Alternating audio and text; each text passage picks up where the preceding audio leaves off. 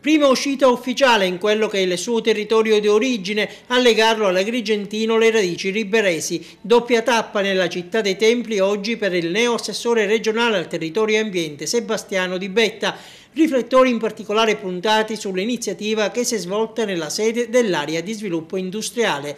È stato firmato un protocollo d'intesa tra l'esponente del governo lombardo e il presidente Stefano Catuara per la collocazione nei locali concessi in comodato d'uso dall'ASI del nuovo distaccamento dell'ufficio periferico del demanio marittimo di Porto Empedocle e Gela, il primo che nasce in Sicilia. La regione si avvicina ai cittadini, semplifica le procedure. Grazie all'apertura di questi uffici periferici circa 1100 cittadini della provincia di Agrigento potranno agevolmente confrontarsi con l'amministrazione regionale, produrre tutta la documentazione che è necessaria affinché si proceda all'esdemanializzazione e al rilascio delle relative concessioni. Sarà operativo da gennaio, abbiamo già con atto di interpello individuato alcune professionalità, attualmente lavorano presso le capitanerie di porto che nel corso di questi anni in ragione di una convenzione che è stata sottoscritta con l'assessorato al territorio e ambiente hanno espletato in maniera egregia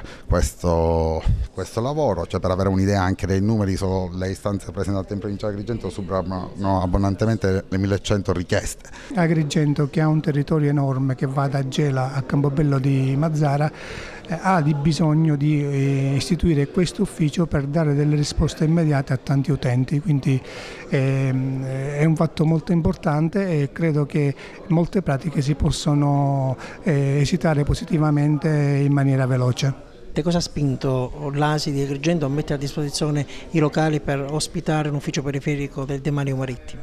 Intanto da sempre abbiamo tenuto ottimi rapporti con le istituzioni. ASI ha svolto negli anni un riempimento a mare ed è nato un agglomerato industriale, quello di Porto Empedocle, su specchio acqueo e quindi demanio marittimo. Quella vicenda è ferma all'8 marzo 2000 con il Presidente della Regione Capodicasa, dove si stabilivano nuovi confini, ma è rimasta senza risposta anche la vicenda all'area ex ZIR, ferma a un decreto non registrato da parte della Corte dei Conti con la firma dell'assessore allora all'industria, onorevole Luigi Granata. E prima di questa importante tappa il finiano Di Betta è stato alla Sala Pellegrino della provincia regionale di Agrigento, dove ha aperto i lavori del convegno Rete Elettrica e Biodiversità, organizzati con il patrocinio della regione dal WWF e Terna. Si tratta di azioni preventive, di collocare le linee dove è meglio anche dal punto di vista della biodiversità, e per fare questo abbiamo stretto un accordo con WWF proprio per definire linee guida di intervento, ma anche per fare interventi concreti in alcune oasi. Il caso dell'oasi di Torre Salsa è uno di questi, il primo che si svolge tra l'altro in Sicilia. Gli interventi che lì sono stati fatti sono interventi finalizzati alla fruizione, quindi alla valorizzazione dell'area. Torre Salsa è una perla non così conosciuta, non dico che sia sconosciuta, ma non così conosciuta, e per cui il fatto di avere un miglioramento dell'accessibilità e della fruizione significa renderla ancor più nota.